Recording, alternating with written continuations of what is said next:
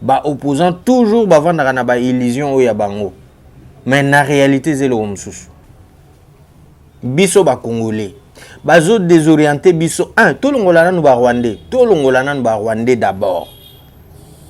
Parce que le problème que nous avons aujourd'hui au Congo, ce n'est pas seulement le Rwandais ou ce n'est pas les étrangers qui agressent seulement le Congo. Et à la fin de compte, c'est Fachi Alongwa, Fachi Mandek aussi la té, Fachi Boye, Fachi Boye, Fachi Boye. Yango toloba biso totelemi to ba congolais oyo il faut toloba la mboka na biso. Bienvenue à ce nouveau numéro pour ce 6 février 2023. C'est pour la toute première fois que nous vous parlions, surtout pour cette année 2023, en février bien sûr. Nous sommes à Kinshasa, la capitale de la République démocratique du Congo. Votre humble serviteur, c'est Songanzila Kagrave. Merci. Si vous aviez toujours aimé ou apprécié nos analyses, il faut s'abonner sur cette même chaîne. Il faut s'abonner sur la page, partager au maximum nos vidéos parce que nous sommes là pour éveiller la conscience de nos compatriotes. Ce que nous faisons, c'est un travail qui demande beaucoup, mais on se donne la peine. Il y a coupé ça, bino moi mouké o to sengi la biso coupé ça. Ndenge balobagake nyonso engalaka ezalaka olote. Mesdames, messieurs, comme vous le savez bien, tomeka ko décortiquer toujours ba information, tomeka ko décortiquer ba réalité ya vie, tomeka bien sûr pe ko meka ko éveiller ko la musamuke moi bongo ya biso. Parce que pour na Congo na biso ezala Congo et ko senga biso moko ba congolais to telema pe toyeba ke ezali Congo. Soki biso moko to telemite mutu musote oya otema na place na biso pour lobela biso. Voilà pourquoi nous sommes là, mesdames, messieurs. Toyebi que la semaine passée toyambaki Saint-Père Pape autaki Rome aye awa na Afrique.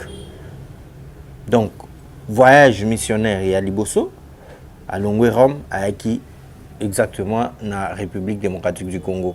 Et il faut retenir que jour pour jour, ça fera 37 ans, 38 ans depuis que Pape Jean-Paul II ayaka awa. À l'époque, il y a Maréchal Mobutu, d'heureuse mémoire.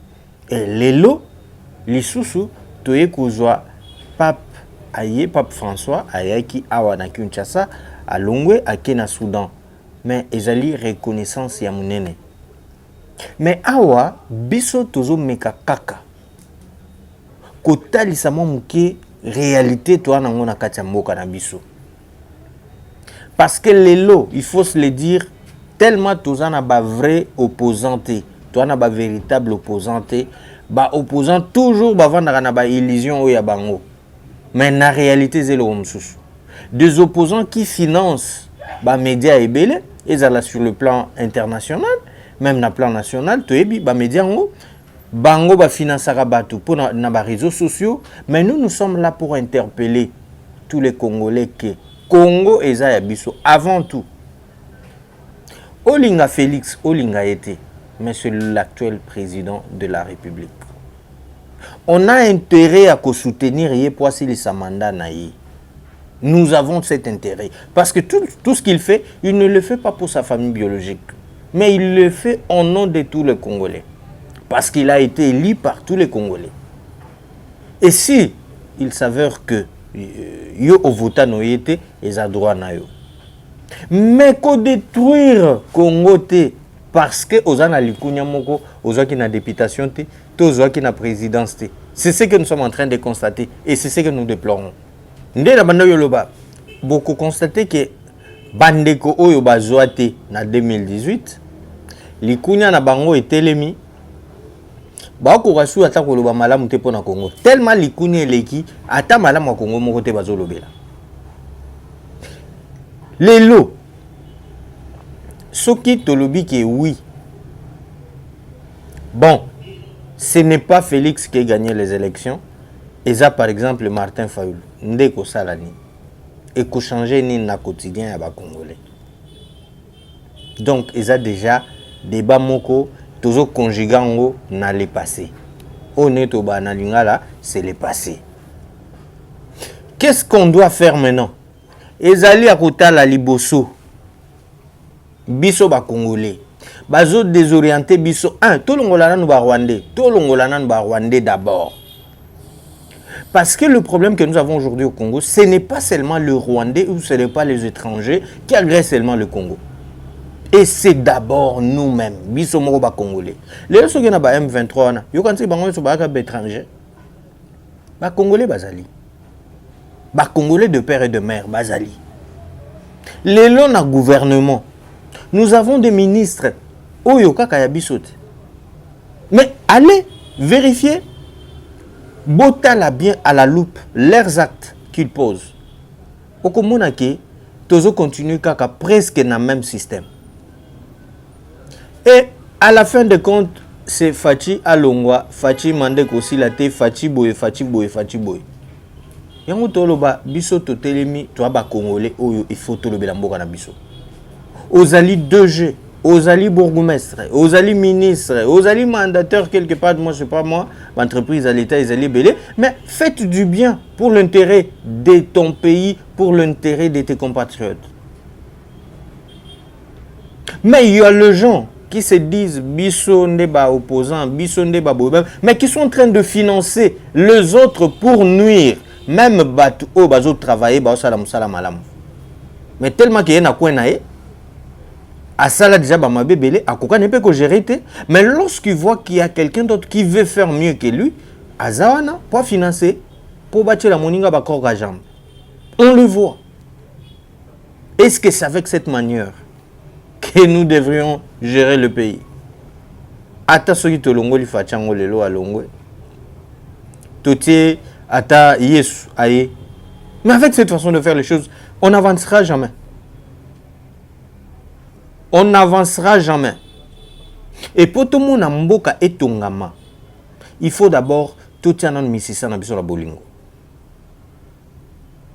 Chers opposants, Congo ezali d'abord Congo. Congo ezali d'abord yaba congolais. Ça la opposition na yo, tout en regardant, tout en observant, tout en faisant que cahier des charges na yo, intérêt yaba congolais se retrouver. Mais kolukana nous connuire bisote po ba pesa yo. Tango yo kozondo ya obongisa te, c'est ce qu'ils sont en train de faire. Bota la bango malamu na ba communication na bango, na ba décision na bango, na ba prise de position na bango. Vous comprendrez que rien ezali na intérêt ya ba congolais. Mais ezali juste intérêt personnel na bango na bateau bazara na bango. Est-ce que biso ba congolais lelo? Tokomiti ka bongo. Tous nous ne sommes pas là pour na kosala ba émission ko banda ko finga. Non. Nous sommes là pour dénoncer le comportement nyonso ya mabe. Oyo ezali ko salema. Et pas ba mandateur. Et pas donc toute personne qui gère la chose publique. Toute personne qui gère la chose publique. Ba peso entité moko songolo o gérer. Mais papa, yo noza fati na biso place wanate. Gérer biso malamu. Mbongo yo zwaka otinda kangwapi ikendaka na bakano nini esuka kana ba poche na bino et par la suite okoloba nini o nzala misère ezokende tango nga na sala on entité nanga ebuga sala on entité na ye marina sala on entité na ye o wana kuna sala on entité na ye. Comment maintenant on doit espérer que mboka ekobonga? Biso ba etokanisa ke batu moko bakoya kobongisa mboka batu to groupe batu ya kobongisa mboka ezate Congo kobonga le jour où yo moko nanu, c'est-à-dire nga na yo toujours na conscience to lobiki et biso nde il faut to bongisa.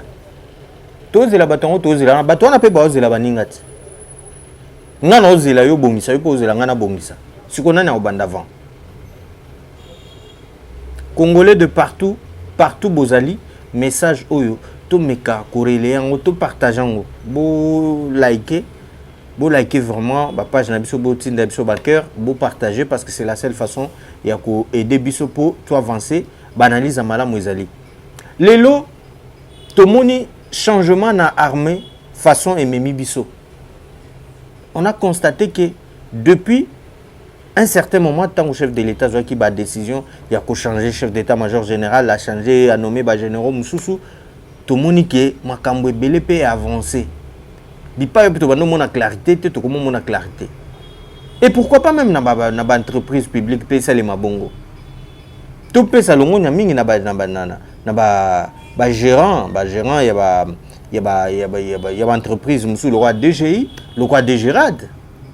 Tout le monde a que misolo ezo bakisama. Et je l'ai toujours dit, c'est pour la toute première fois dans ce pays, nous avons un véritable enfant du pays, Oyoke, aillé avec l'amour de tout changer. Une personne qui n'a pas la haine contre les autres, bien que vous l'accusez faussement. Il est venu, il doit travailler pour son pays. Preuve, il y a beaucoup de bien que ngonga moko esekisaka biso mingi komona bandeko na biso oyo bageraki lobi lelo balingi bakoma lokola ba modèle lelo balingi bakoma ba donneur de leçons lelo balingi bango nde bazala ba exemplaire lelo bango nde bazali ba premier réclamateur. Non, ayons au moins la honte parce que tout ce que vous avez fait hier yango nde zopesa biso résultat toi nango lelo yo kanti que lelo pour Meli Maya Salité Lelo, Kaka Lelo Bando Bela. Obela Lelo. C'est après quelques jours tout ce qu'on est en train de subir aujourd'hui. C'est un travail bien préparé.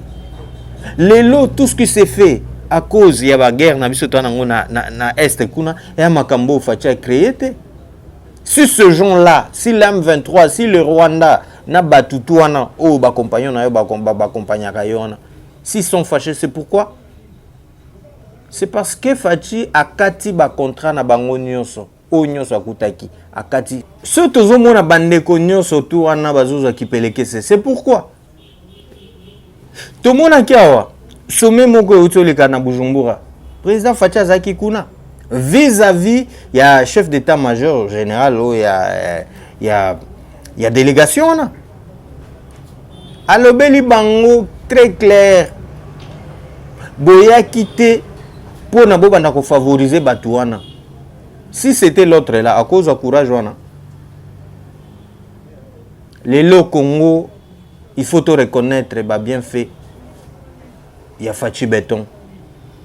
Parce qu'il est en train de faire un travail qui est salement noté. Comment on a place au Bamema Kibiso, comment on a battu au pouvoir sortant place au Batika Kibiso. On ne pouvait plus se retrouver dans Nengele le Tozo Kendele. Et nous sommes très obligés à cause de la trop fière. Na mwana mboka o azo défendre 3 ans na bolingo. Lelo Fachi on peut l'accuser de tout. Mais Fachi n'a pas besoin de voir que mboka n'est parce qu'il n'a que ce pays. Il n'a que le Congo comme pays. Intérêt n'est aux alanines, honneur yalit ya papa o abotaye asalagi ezaki nune. Voilà pourquoi biso ba il faut to fongola miso. Congolais fongola miso pas nyonso to zali. Ils sont nombreux sur les réseaux sociaux pour nous désorienter Bino. Ils sont nombreux financés par les Rwandais, financés aussi par les Congolais, les soi-disant Congolais. Parce que moi, Mboka solo ne peut jamais en aucun cas co-accepter à détruire Mboka Naye, bien qu'intérêt n'a été. Aussi, on a peine que le pan on a bien en famille, bien que ça le pan en famille, le col va reconnaître les droits na yote. Là, c'est vraiment une idée diabolique. C'est diabolique. C'est ce que nous sommes en train de constater. Vous nous dites, non, voilà, nous sommes Congolais. Nous sommes Congolais. Nous sommes Congolais. On fait ça. Balobike, oh, de père et de mère. Ils allaient pour exterminer Bisso. Ils allaient pour écarter Bisso. Il y a beaucoup de termes là-dessus. Mais tant que tu as de la psycho-communication, Nabino. Fachi ne sera pas éternel. Fachi ne sera pas éternel. Fachi a aussi sa mandat nae à Kokende. Congo Kotikala. Mais tant que Akoleka, Bisso Siko, tu peux changer de nationalité, tu peux changer de Congolais. Avant Fachi a son pouvoir, Azaki Congolais ou pas.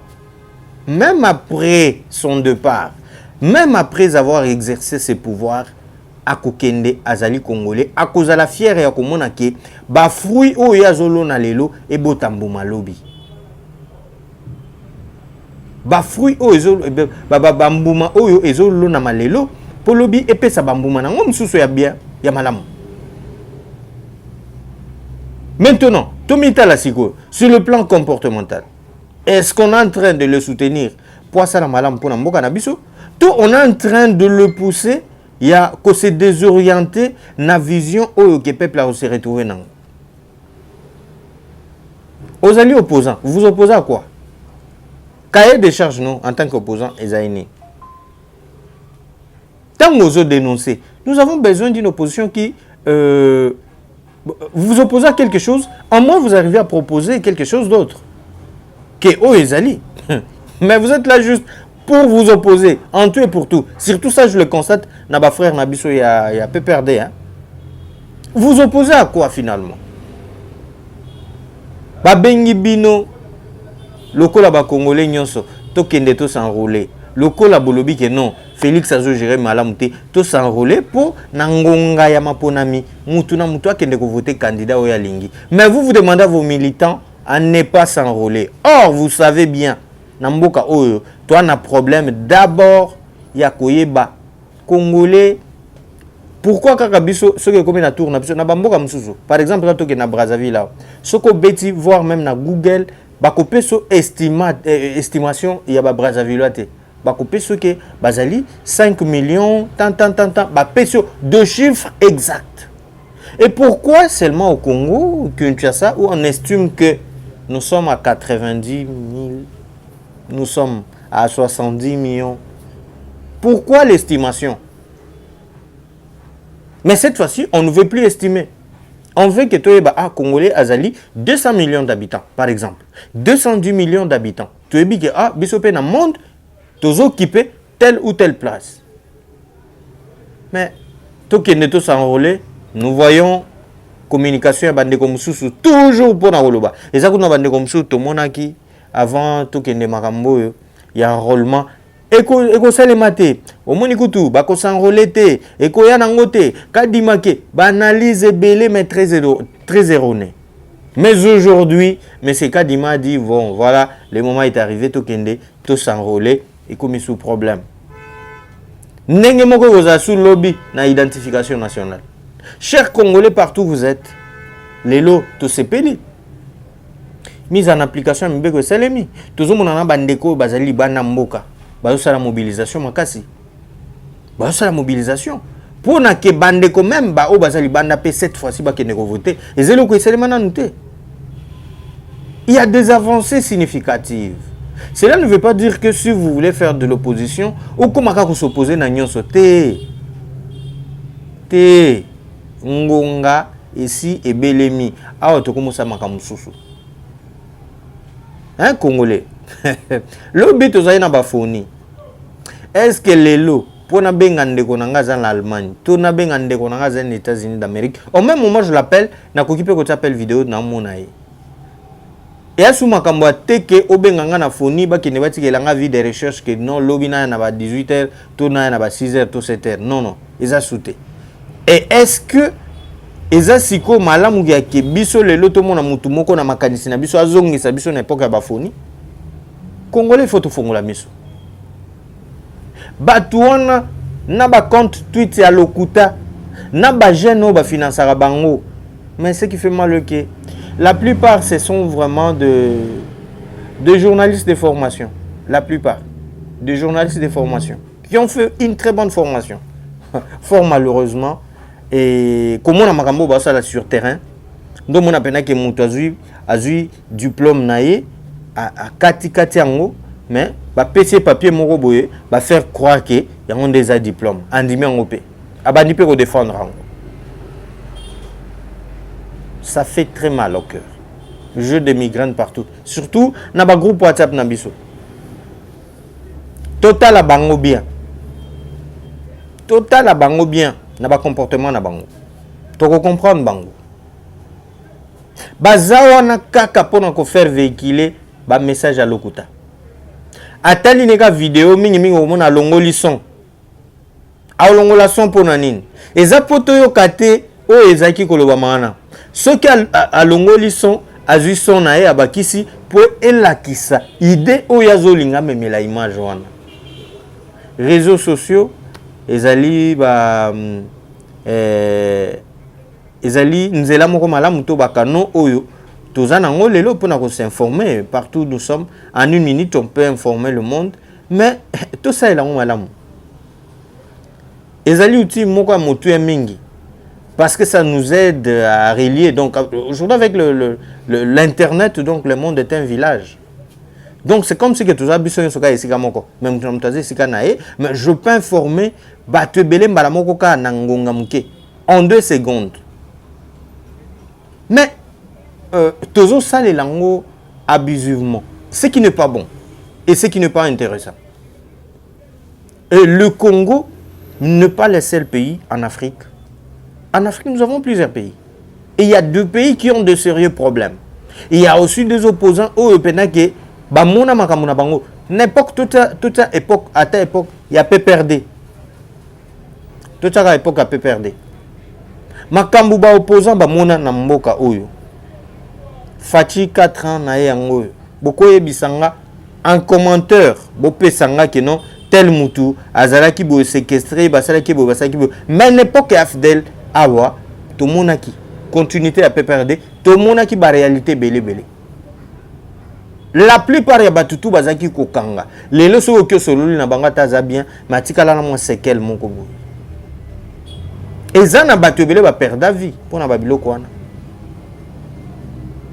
Est-ce que c'est ce qui se fait aujourd'hui? Il y a des changements significatifs. Tout raisonner très bien. Tout raisonner très bien.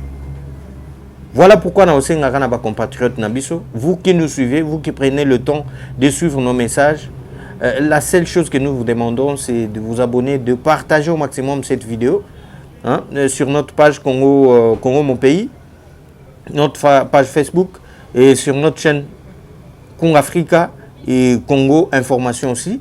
Donc, beaucoup qui kokendebo partager yango, bo liker, bo tinebso ba cœur, c'est mieux. C'est une façon de nous soutenir afin que tokoba kakako sel la binom sala oyo. Partout aux alliés congolais, tomi tikate na manipulation ya ba politiciens. Awa tozo mona bande ko ba lobby. Église catholique ezaki bango nem to ba bengisi pape, mais lobby communiquer ya Senko ba reconnaître les efforts fournis au gouvernement pour na que pape ameka koya na Kinshasa ayaki. Mais pourquoi tu continues kaka ko évoluer na mabe? Pourquoi tu pona kaka nzela oya libulu? Ceux qui te poni nzela libulu o biso mo tozo kota et par la suite lobi to komo lo bakeno intel azo sa malamuté. Non, bandana no avant qu'ils baninga ke basa malamu te yo moko bandana no kosala o eza malamu. Merci mingi na ba o balandi biso lelo ezalaki kaka moi mayele ya muke autre ba ki to partageant ngona bino et chaque instant tokozala toujours na bino ko partager mais eloko moko kaka na ko récapituler peut-être pour na bato balandi biso moi sima que congolais to fungola misu guerre médiatique ezali lancée. Ba fake news ezotambola mingi lokuta ezali mingi. Ba faux opposants bazo financer ba congolais na ba étranger pona kaka ko banda kotambusa ba sangwa lokuta ko déformer ba information. Aux alliés professionnels à médias, si vous avez une information mais papa, mais kako traiter information na yo, ça la ba recherche avant de rendre papier na yo, batu batala to batu bayoka si c'est la radio. Avant de rendre, il faut nous koyeba que ça l'investigation sur l'information. Vous oubliez que ce n'est pas seulement les Congolais qui nous suivent. Il y a aussi les étrangers balandaka biso mingi. Et à chaque fois, tozo mo dire kaka mboka na biso. Tozali kaka kosala o tokobenga toza ba prophète de malheur ya mboka na biso moko. Et lorsque ces gens-là commenceront à nous traiter ainsi et comme ndengeni balinga congolais te. Maintenant ni mutu a latissé la congolais lamba mabe. N'est-ce pas yo mo congolais? Toi na ba chaîne à télévision bota ba programme na bango ba like saka. Na Congo Kinshasa bakata ba machette chaque jour. Na Congo Kinshasa ba sala boy. Et est-ce que c'est cette presse où il faut tout compter non. Non, Le temps est venu au Congolais, Tokobanda Kolamusa bino. Bobongama tokende tous s'enrôler parce que à très bientôt il y aura les élections dans Mboka na biso. Congolais to bani ni tokosala, to ba pe nani tokopona. Et puis toke bana bango mikolo bazongeli biso, oh apesa biso courant, oh asombela biso câble, oh asala bokeba. Ba numéro de téléphone na bango banu legaté. Ba komi koyande poto accompagner la bango, ceux qui aussi se accompagner bango appelé, ba kikuna kozwa ba 21 000. Et à la fin de compte, nous on gagne quoi? Biso bato to pesa bango mandat wana. Il faut te fungola miso. Tango azokende ko s'enrôler a memi biso. Bongo mokola okende na banque pose en bongo. A mema pe biso. Congolais fungola miso. Merci ezaki ndeko na bino songanzila. Soki bo sepeli na makanisi oyo to pesi bino lelo. Et bon mekaka ko s'abonner boko mela biso il y a un numéro qui est affiché. Tous allons on pour nous servir bino. Tous allons on pour nous ça ba promotion, il y a ba produits et services na bino. Partout où vous êtes, nous sommes très disponibles. Je vous retrouve à très bientôt. En tout cas, si vous avez aimé ou apprécié cette image, disons merci à Eboubé le bravoure. Merci. Je vous retrouve à très bientôt avec un nouveau numéro, surtout un autre sujet. Au revoir.